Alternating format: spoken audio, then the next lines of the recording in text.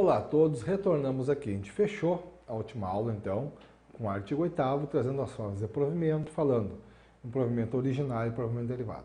A gente começa esta aula agora falando da única forma de provimento originário, que acho que todo mundo agora lembra, né? É a nossa nomeação.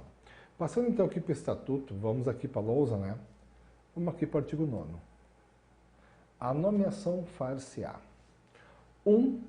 Em caráter efetivo, quando se tratar de cargo isolado de provimento efetivo ou de carreira. Então aqui está. Em caráter efetivo, quando se tratar de cargo isolado de provimento efetivo ou de carreira. Pessoal, o cargo isolado é o cargo em que não é prevista a promoção. O cargo já diz tudo, né? O cargo isolado. A pessoa entra num cargo que ela não tem. Esse cargo não é organizado verticalmente. Ela não tem como ser promovida para cargos de nível superior da mesma carreira, realmente não existe carreira. E a nomeação pode ser também para cargo organizado em carreira, que é justamente o cargo que permite a promoção. Então, por exemplo, se tu entrar no concurso de procurador classe única, isso aqui é um cargo isolado. A pessoa não vai ter o escalonamento desse cargo mais classes. Se tu entrar no concurso de procurador classe 1, aí tu vai ter um cargo organizado em carreira, que tu vai galgando classe 2, classe 3 e assim por diante. Pois bem, seja o cargo isolado, seja o cargo de carreira, se o cargo for de provimento efetivo, é evidente, né? Que a nomeação vai ocorrer em caráter efetivo. Por sua vez, a nomeação pode ser também em comissão, inclusive na condição de interino, já vamos ver isso aqui, para cargos de confiança vagos. Então vejam bem aqui, ó, pessoal, deixa eu aproveitar, bem simples. A lei traz algumas expressões similares a cargos em comissão. Bom, antes de mais nada, cargos em comissão é a expressão que consta na Constituição. Pelo artigo 37.2, cargos em comissão são aqueles de livre nomeação e exoneração pela autoridade competente. Tudo bem, isso é um cargo em comissão. A 812, às vezes, ela usa essa expressão, que é a expressão, vamos assim dizer, constitucional, e às vezes ela usa expressões similares. Cargos de confiança, como está aqui, cargos de natureza especial, tudo isso aí, pessoal, são cargos em comissão. Então, cargo em comissão, propriamente dito, cargo de confiança, cargo de natureza especial são expressões sinônimas na 812/90, ou seja, são cargos de livre nomeação e exoneração pela autoridade competente. Com isso, vamos aqui para o nosso parágrafo único. O servidor ocupante de cargo em comissão, olhem só, vou parar aqui, ou de natureza especial. Isso dá uma ideia que é uma coisa diferente, pessoal, mas não é no sentido que eu falei para vocês, tá?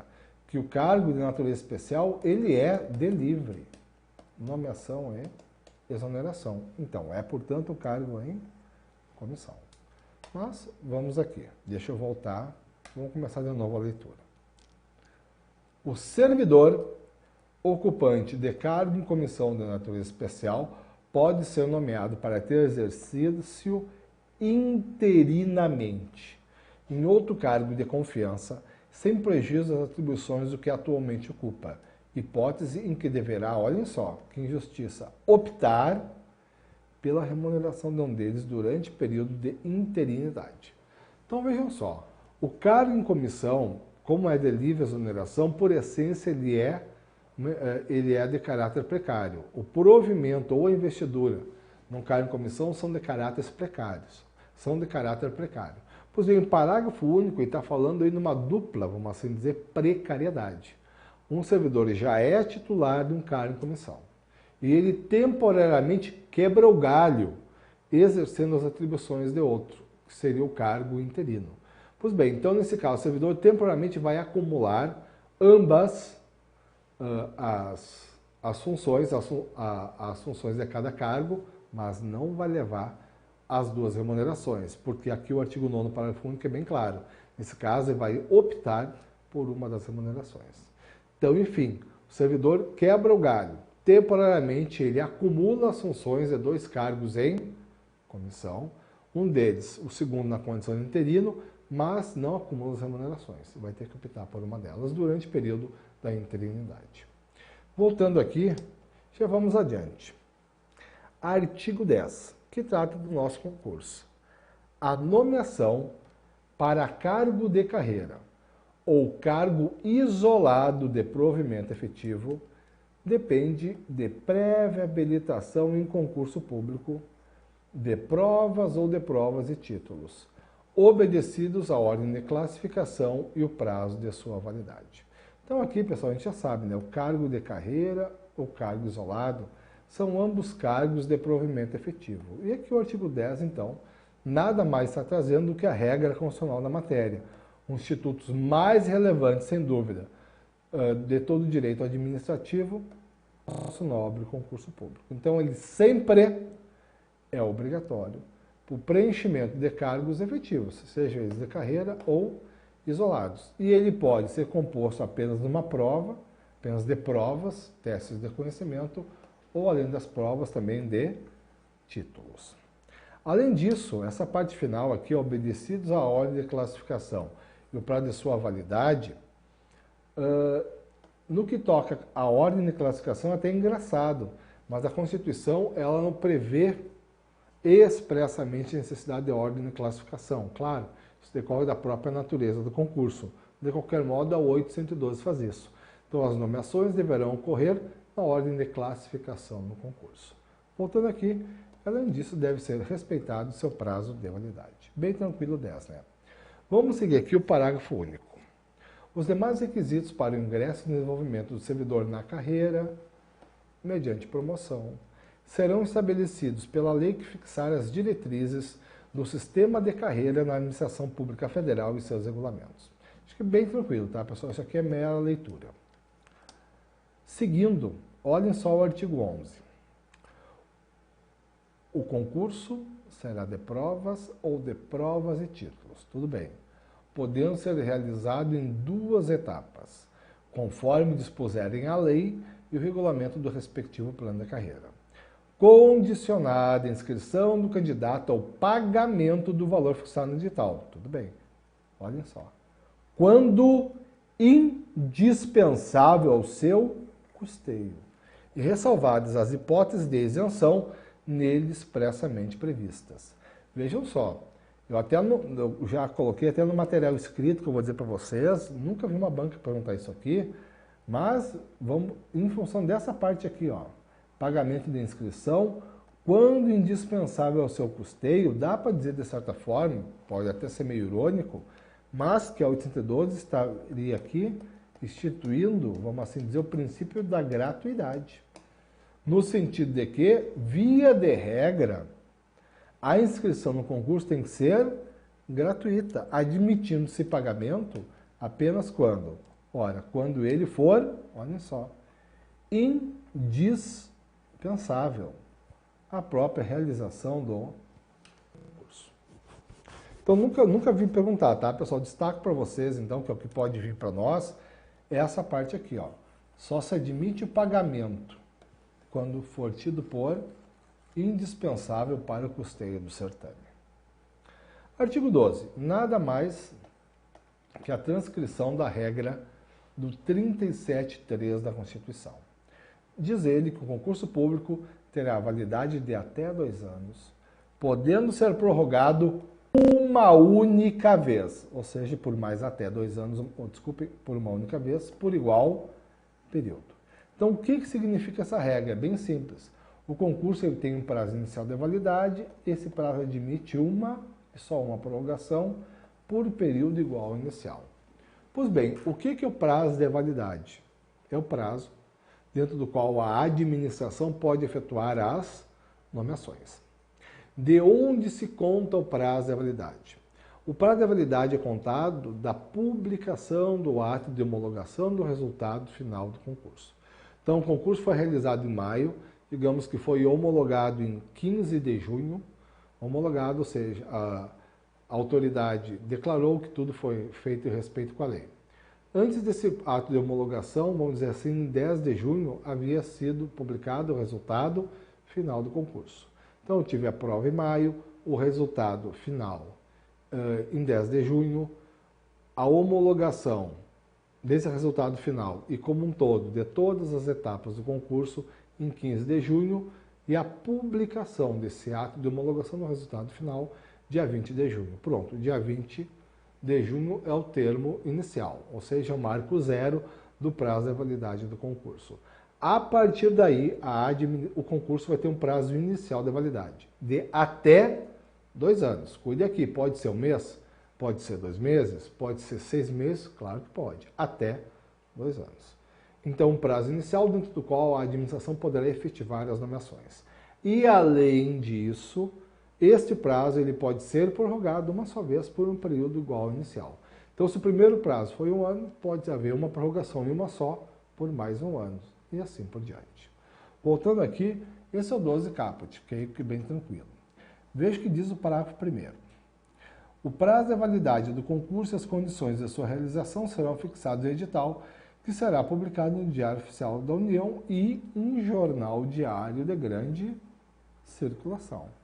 Então vejam que vão assim dizer uma síntese com as principais regras do edital. Vai ser o prazo de validade, as condições de realização, vai ser, claro, definido no edital, que vai ser publicado, não apenas no Diário Oficial da União. Cuidem aqui, pessoal, tem que haver a publicação do edital, da síntese do edital, no jornal diário de grande circulação. Pois bem, e olhem só, dá margem para ótimas questões. Deixa eu mudar aqui a tinta. Esta regra aqui do parágrafo 2º. Não se abrirá novo concurso enquanto houver candidato aprovado em concurso anterior com prazo de validade não expirado. Vamos entender isso aqui, ó. Vejam só. Isso aqui está diferente da regra que consta na Constituição. Na Constituição está lá no 37, inciso 4. O que diz o dispositivo? Esse dispositivo permite a abertura de um segundo concurso para as vagas relativas ao mesmo cargo durante o prazo de prorrogação deste primeiro concurso. Então, o 37.4, já fecha aqui a regra, da Constituição, ele faz o quê? Eu tenho prazo inicial e o prazo de prorrogação. Ele fala lá prazo improrrogável. Você entende que esse prazo improrrogável é o prazo de prorrogação, né? Já que só pode ter um. Então, pela regra da Constituição, como é que funciona? Foi aberto concurso, vamos dizer, para 30 vagas relativas ao cargo A. Tranquilo. Durante o prazo inicial de validade, não pode ser aberto um novo concurso para o preenchimento das mesmas vagas. Mas pode ser aberto, sim, um novo concurso no prazo de prorrogação do primeiro. Mas aí a Constituição assegura aos candidatos aprovados no primeiro concurso uma prioridade de nomeação com relação aos aprovados no segundo. Claro, enquanto estiver em vigor esse prazo de prorrogação do primeiro concurso. Assim, então, foi aberto concurso para 100 vagas. A administração, prazo inicial, já nomeou 50. Decidiu prorrogar. Digamos, pelo máximo até 2 anos, porque havia sido também o inicial. Tranquilo, decidiu prorrogar o primeiro concurso. E aí complicou a sua vida abrindo um segundo concurso no prazo de prorrogação do primeiro. Tranquilo, abriu o segundo e agora vai querer chamar, digamos, mais 30 candidatos. Pode chamar? Sim, mas não desse segundo concurso, e sim desse primeiro. Porque esse concurso, esse primeiro concurso, cujo prazo está prorrogado, os candidatos nele aprovados têm prioridade de nomeação em relação aos aprovados no segundo. Essa é a regra da Constituição. Síntese. Pode abrir um novo concurso visando as mesmas vagas no prazo de prorrogação do concurso anterior, mas os aprovados no primeiro concurso, enquanto não esperar seu prazo de validade, vão ter prioridade na nomeação em relação aos aprovados no segundo. Tudo bem. Aí olhem só, vamos voltar aqui. O que diz o parágrafo 2º? Está bem diferente, muito mais razoável, na minha opinião, o que diz aqui. Vou ler de novo para vocês. Não se abrirá novo concurso. Simples. Enquanto houver candidato aprovado em concurso anterior com prazo de validade não expirado. Então, o que está escrito aqui, pessoal? O que é aprovação? Aprovado é todo e qualquer candidato que tira a nota mínima de aprovação.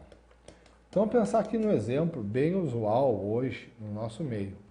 A Fundação Carlos Chagas abre um concurso para técnico judiciário do TRT da 11ª região. Tranquilo. Oferece lá 10 vagas. Tudo bem. Se inscrevem nesse concurso, o que é usual hoje, 100 mil candidatos. Aí eu vou ter lá os classificados dentro dessas 10 vagas. Esses aqui que ficaram, cuja nota foi suficiente para se enquadrar nas vagas iniciais, são os classificados. Mas a norma não fala só nos classificados, fala nos aprovados. E num concurso como esse da FCC, eu vou ter aqui que tiraram acima da nota mínima de aprovação 100 mil candidatos, eu vou ter aqui brincando, eu vou ter aqui uns 75 mil candidatos. E aqui está a incidência da regra. Então, por esta regra do estatuto, simplesmente a administração não pode abrir um segundo concurso, visando as mesmas vagas, enquanto houver um concurso, enquanto houver candidatos aprovados, ou seja, com nota mínima de aprovação, mesmo fora da zona de classificação, num primeiro concurso. Essa regra, pessoal, está diferente da Constituição, sabemos que está. Ela é válida? Ela é válida sim. Por quê? Porque ela aumenta a proteção do candidato aprovado no primeiro concurso. Uma regra, vamos assim dizer, muito mais inteligente na esfera federal do que na esfera da Constituição, que pode ter 2 concursos com prazo de validade correndo concomitantemente. Aqui na esfera federal é bem tranquilo. Só quando não tiver candidato aprovado no primeiro concurso que eu posso abrir um segundo concurso. Por outro lado, isso dá mais para ótimas questões.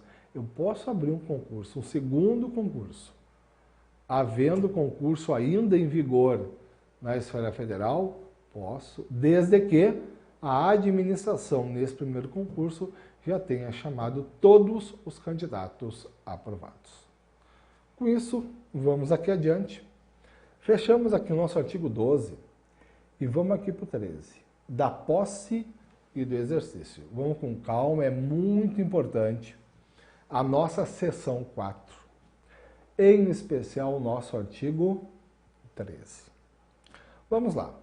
A posse dar-se-á pela assinatura do termo, parando aqui o termo de posse, no qual deverão constar as atribuições, os deveres, as responsabilidades e os direitos inerentes ao cargo ocupado, que não poderão ser alterados unilateralmente por qualquer das partes, ressalvados os atos de ofício previstos em lei.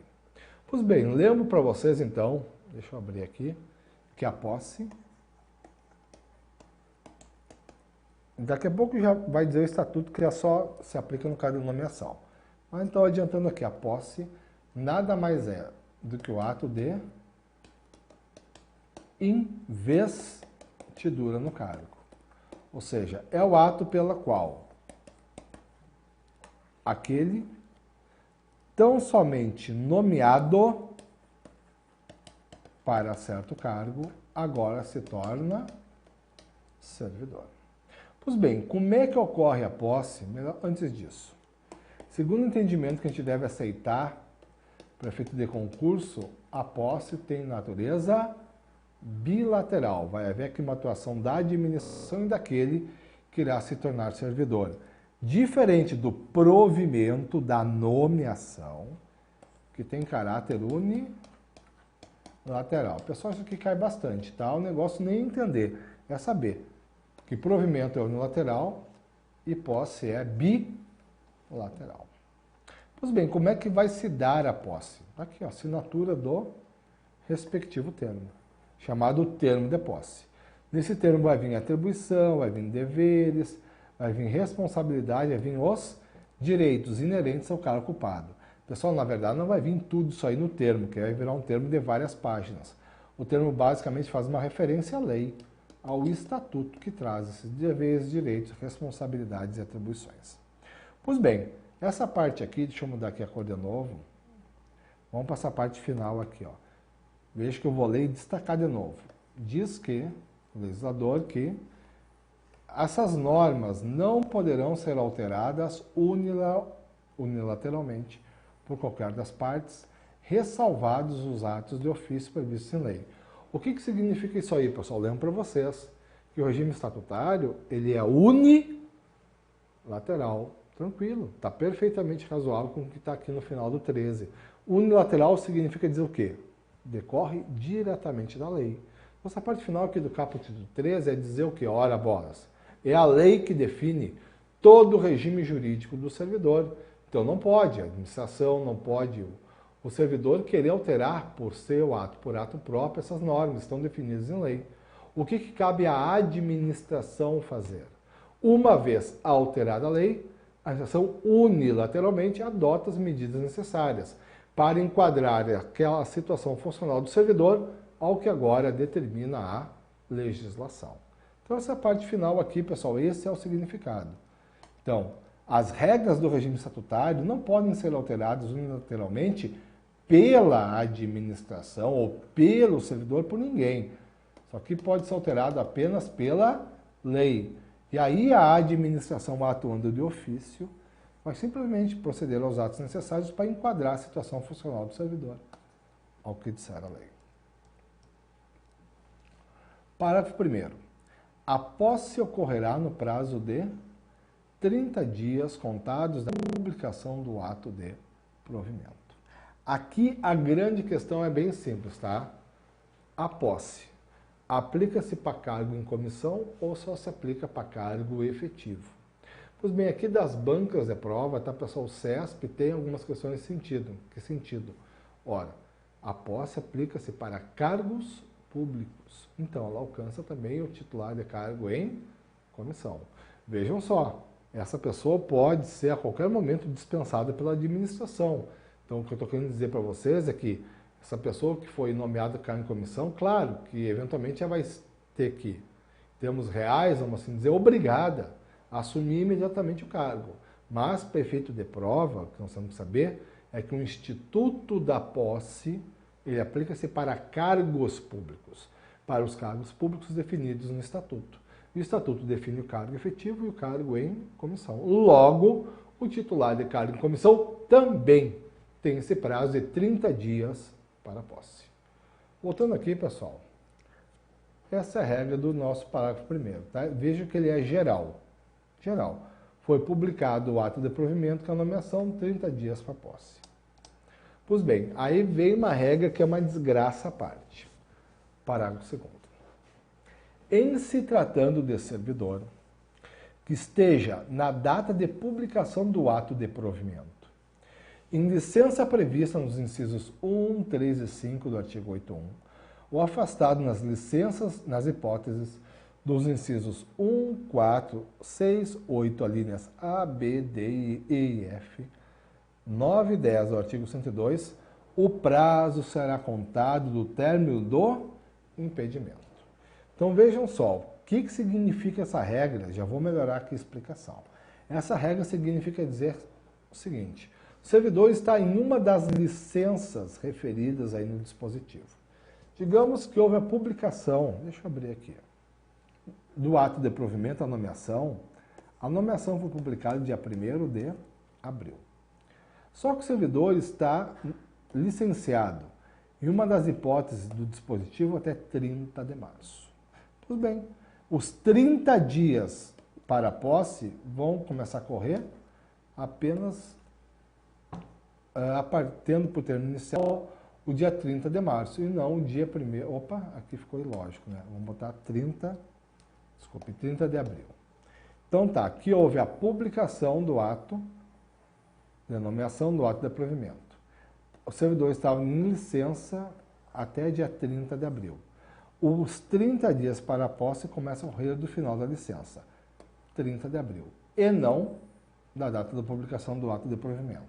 Então, bem claro, tá, pessoal, que essa regra, ela não, cuidado no detalhe, ela não altera o prazo da posse, ela altera o termo inicial, a data a partir da qual vai começar a correr o prazo de 30 dias. Pois bem, mas vamos voltar aqui e eu vou colocar para vocês quais são essas licenças e afastamentos que alteram o termo inicial da posse, alteram o início do cômputo do prazo de 30 dias. Então, deixa eu colocar para vocês, tá, pessoal? Que licenças são essas aqui? Vamos lá rapidinho, nós matamos aquela. Primeiro, é a licença por motivo de doença em pessoa da família. A gente vai tratar de todas essas licenças, tá, pessoal? E já estou destacando que nós temos que saber para aplicar essa regra aqui relativa à posse. Então, licença para tratar de doença em pessoa da família, licença para o serviço militar, licença para capacitação, licença a gestante, a adotante, a paternidade,